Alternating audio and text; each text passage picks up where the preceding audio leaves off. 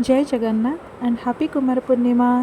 एठी मो माँ को सब फूल फल वस्त्र सब रेडी करके रखी थी आगुरी एंड माँ को सजबाज करदेली वस्त्र पिंधेकी फूल देकी तापर भोर भोर खई अंजलि टेकीदेली माँ को टिके बंदापना करदेली। तापर मैं चलि मोर आउ गोटे घर को सेठी भी माँ को फूल वस्त्र चंदन सिंदूर सबू देकी माँ को पूरा सजबाज करदेली। आज दी जन माँ ठारू मु आशीर्वाद पाईगली सेटा मोर सबुठारू शुभ दिन।